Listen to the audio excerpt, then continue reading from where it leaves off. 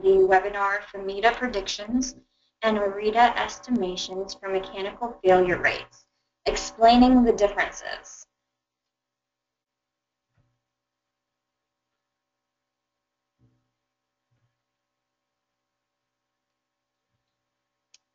So just a few housekeeping items. There is a Q&A tab on the side of your screen, so please go ahead and use that anytime you have any questions. I'll try to look at it throughout the webinar. I'm not always good at doing that, but I will definitely save some time at the end and answer any questions that may need answered that I didn't get to throughout the webinar. And also a recording of this session will be posted on the EXTA website and our YouTube channel, and a copy of the slides will be emailed to you.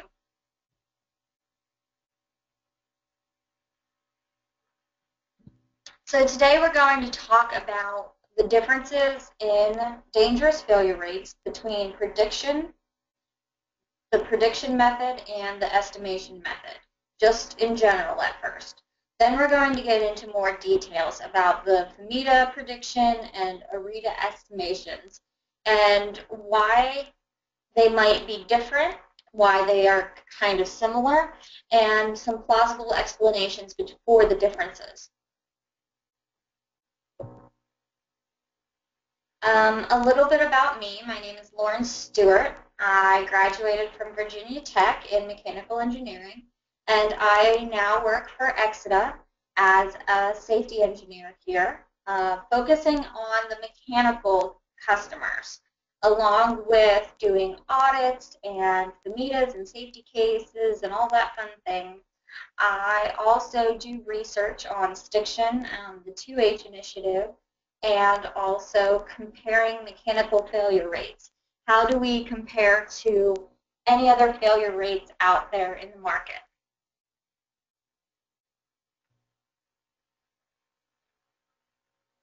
So EXTA has a lot of locations worldwide.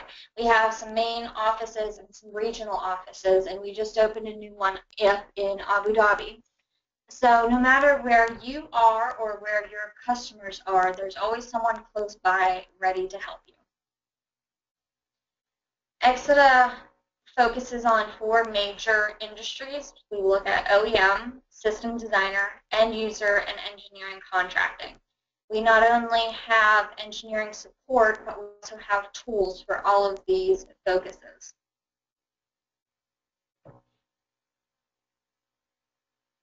What I like to say is, whatever it comes down to with functional safety, whether it's the process, the products, or the people, we're here to help.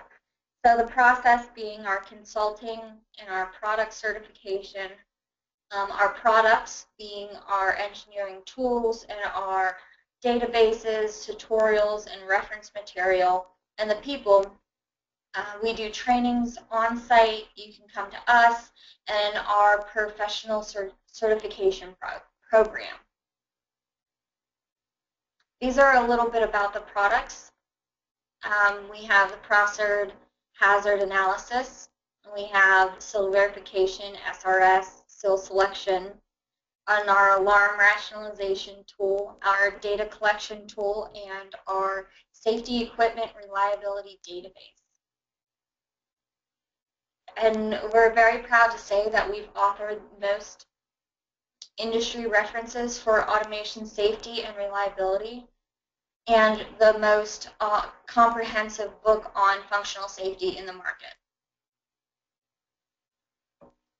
So the main reason why everybody is here today is to learn about FMEDA predictions and OREDA estimation for mechanical failure rates and explaining the differences. This webinar started with a white paper Dr. Julia Bukowski and myself wrote when we were researching what was going on and why differences were happening between the two techniques. So to get into it right away, we're going to look at the FMEDA prediction. And a FMEDA technique is performed on a specific device, on a specific manufacturer, and a specific model.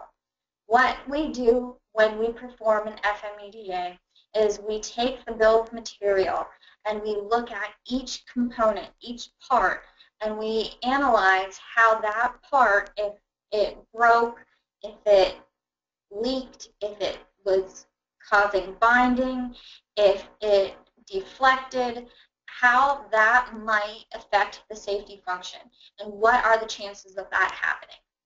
We analyze it on a specific application and a specific environment. And we take a look at if it is subsea, topside, if it is onshore, or if it's cabinet mounted, and how the environment might also affect the safety function.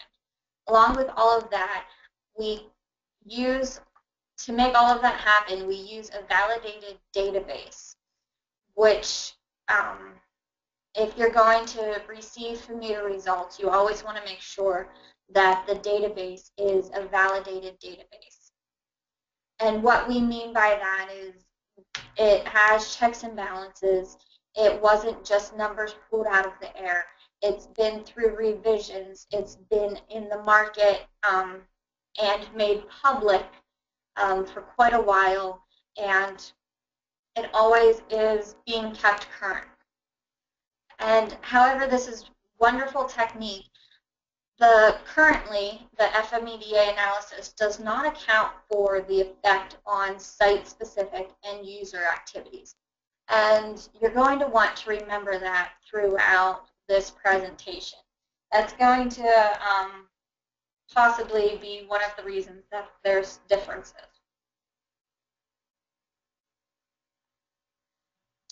The OREDA estimation.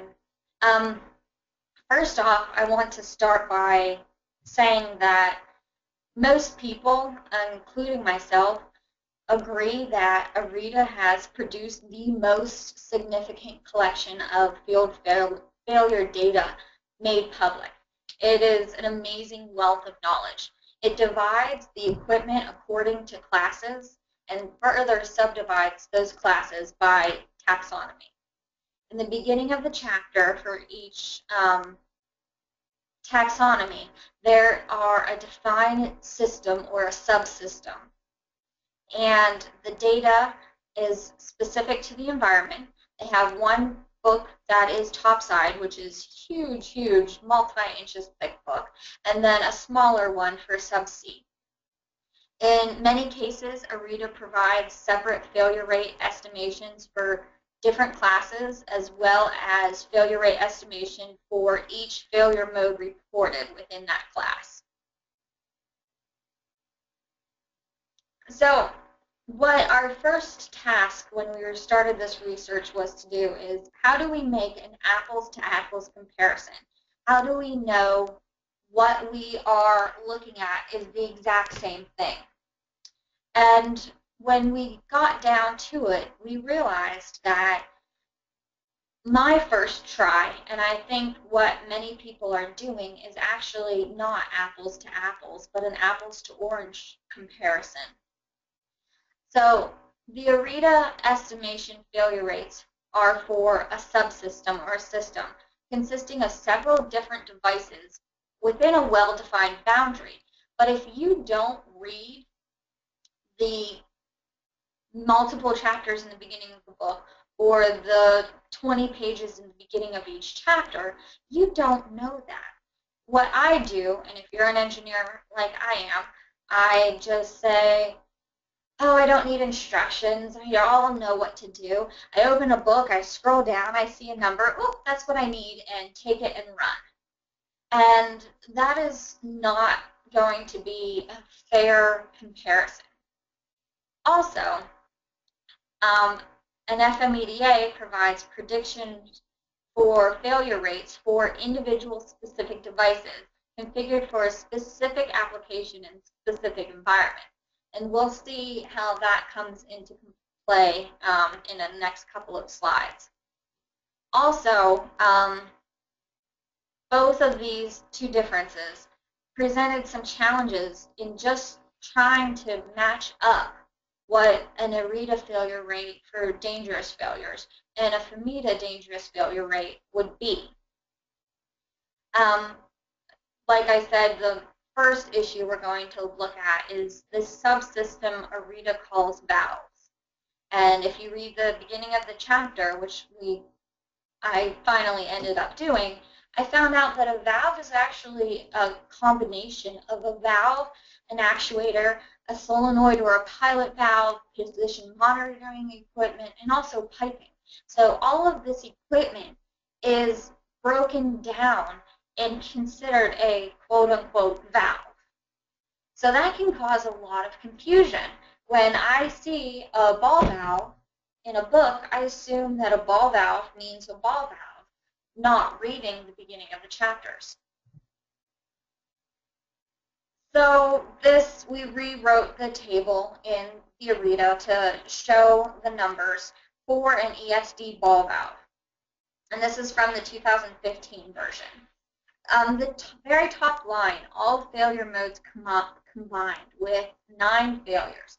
As you can see in the book, that is at the very bottom of the page. It's in big bold print, and it gives you a failure rate of 3.45 times 10 to the negative 6.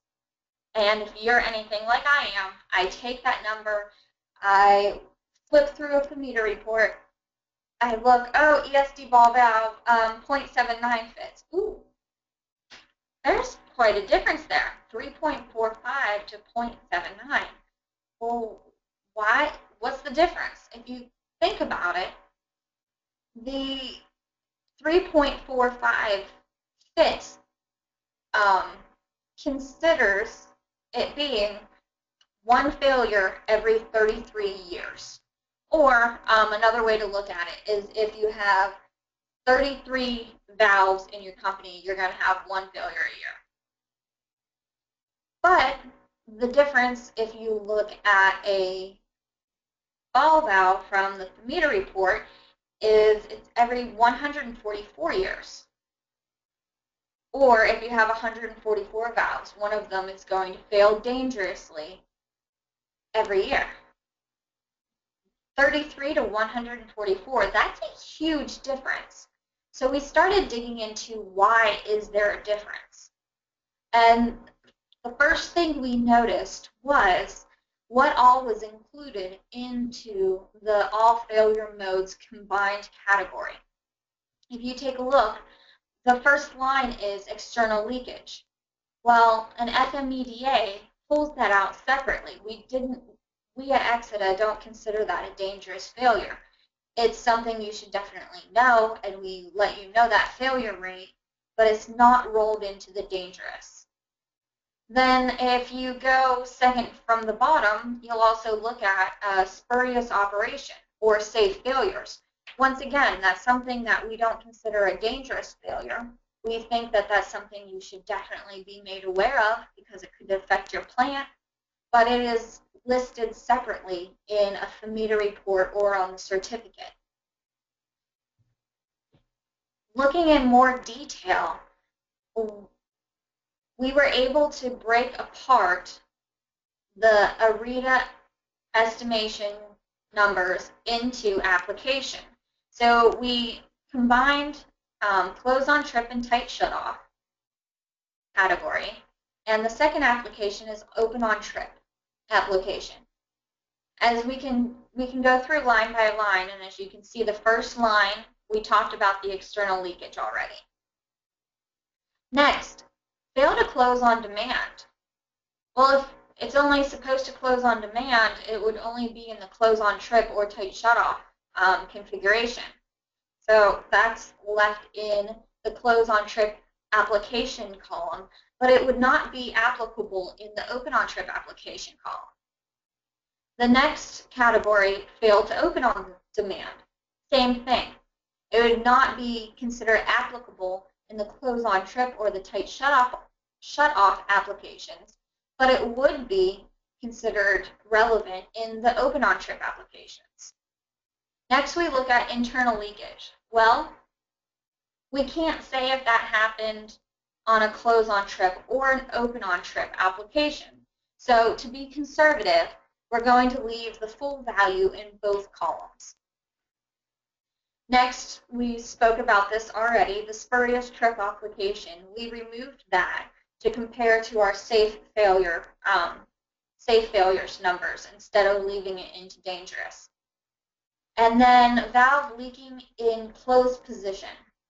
That's something that would probably be a tight shutoff, or if it's a large leak, a close-on trip application issue, not an open-on trip application issue. So we totaled up those numbers, and for close-on trip or tight shutoff application, we're down to now 1.19, 10 to the negative 6. And for the open-on trip application, we're at 1.92, 10 to the negative 6. Okay, now we're getting a lot closer to that 0.79. Things are starting to make more sense, but we're not there yet. What else is going on? And if you can remember, we just talked about the boundaries. So next, we can't say that a certain percentage of the OREDA data is going to ball valves, and a certain percentage of the OREDA data is going to be the actuators, and a certain percentage is going to be a solenoid or the piping or position monitoring.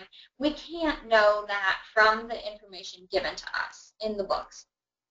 So instead of breaking OREDA data down to match the FMEDA information like we did for the application, we are going to build up the FMEDA data to match the OREDA data. So we would take a ball valve, an actuator, and a solenoid and sum up the dangerous failure rates. So we have the same boundaries for each, the OREDA and the FMEDA data. So in doing so, at Exeter, we normally separate close-on trip, tight shutoff, and open-on trip applications. So we have our dangerous failure rates for the ball valve, the actuator, and the solenoid. But to make it similar to the OREDA applications, we combined the close-on trip and tight shutoff applications, since we don't know which applications or what percentage of the application could be close-on trip and which percent could be tight shutoff. So in doing so, you can see the close-on trip application. Now, we had just the ball valve itself was 0.79 fits. Now we're going to look at, for a close-on trip application, 1.45. Okay, this is getting a lot. We're in the same playing field now. Tight shutoff, we actually have 2.27. And that, once again, it has a more critical application. It has a more severe class that it needs to meet, and the regulations are more stringent. So it's going to have a higher failure rate. Then when we combined the close-on trip and tight shutoff, as you can see, it's a simple combination of the two. And then finally, we have our open-on trip application, which is 1.29 times 10 to the negative 6. So we took the entire process we just did with the ESD ball valve. We wanted to do it again. So we did the exact same process that I just explained to you, breaking down the OREDA per application and building up the FMEDA to match the boundary. And we did that for the gate valve as well.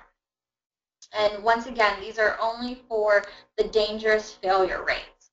And along with taking the dangerous, the failure rates for dangerous, the average of the FMEDA, we also took a look at the max and the min. And we can look at these numbers, and they're all kind of jumbled up on this chart. I tried to make it as neat as possible, but I'm a visual person. And if you are as well, this really helps me put into perspective everything. The chart on top is the exact same chart as we just looked at on the previous page. And as you can see, on every single one of those columns matched an application from either the ball valve on the left or the gate valve on the right. On every single one of the columns, you can see the top arrow is the FMEDA high, or the dangerous failure rate maximum that was found. And all of the low arrows are the dangerous failure rates minimum for each application. And then as you can see in the middle, we have the OREDA data point for dangerous failures and the FMEDA average dangerous failures. And then along with that, to even put some more information out at you, we have the number from a field failure data study from Dow, and then which is a public market study, and also a not so public refinery study. And if you look at it, almost every application, the OREDA data is slightly higher than the FMEDA data. If you look, the second from the left, the FMEDA is actually higher than OREDA, which makes sense because of the tight shutoff application has more stringent requirements and a higher failure rate, as we discussed.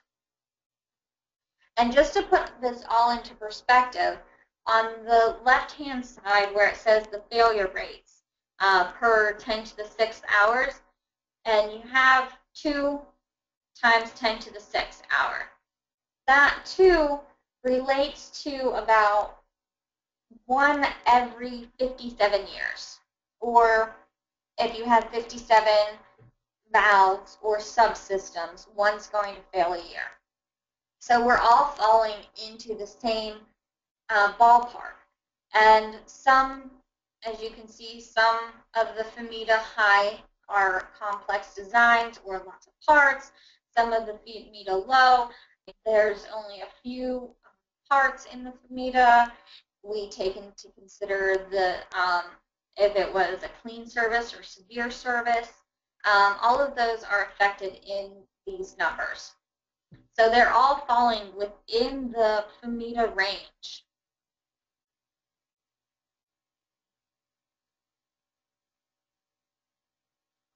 So we just, as we've said, that there are no clear indication which percentage of tight shutoff or close-on trip applications are in the numbers, so that could make for one of the reasons that the OREDA data is slightly differs from the FMEDA data.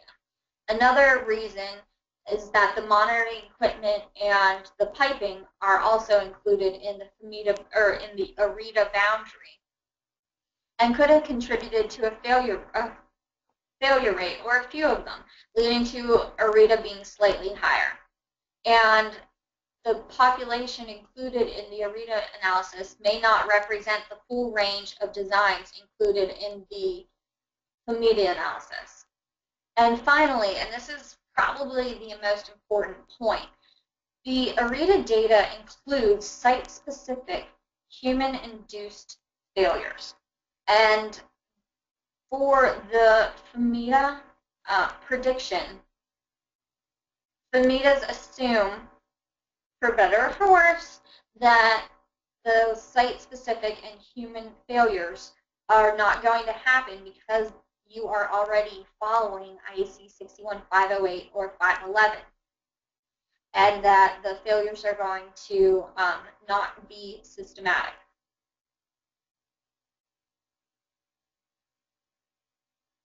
So to round out the conclusions, the OREDA database on subsystems contains multiple devices, but not individual devices, as I originally thought. It's unlikely that failure rates estimates for an individual device and application can be extracted from the OREDA. Since you don't know what percentage of the failures came from a ball valve, You can't just look at your valve and say, well, OREDA says the valve has a failure rate of this. You build up your system to match the boundaries of the OREDA subsystem, then certainly you can, but you have to keep in mind the boundaries of the OREDA data. Also, the failure mode descriptions are often insufficient to determine if the failure mode resulted in an actual field failure that was safe or dangerous. You don't know if it was just degraded, if it was a total failure. And you don't know, such as the internal leak, if it happened on a close-on-trip application or an open-on-trip application. But despite these limitations, it should definitely be noted that OREDA data represents some of the best field failure data available, and it provides highly valuable information. That's the type of information, especially for mechanical components, that really can do a lot of good, and you can really digest if you read through the chapters and really understand what they're getting at. You can get a wealth of knowledge from that. And when you actually compare an apples-to-apples fashion by removing both types of applications from one mean number and bringing down the OREDA, so it's per specific application, bringing up the FMEDA, so it's per the same boundaries. The FMEDA predictions and the OREDA estimations are quite comparable. So at this point, I'm going to go ahead and see if there are any questions.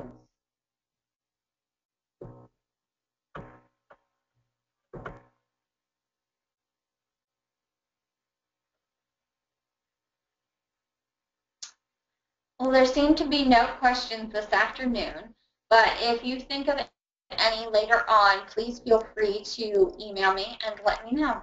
And I hope everybody has a wonderful evening.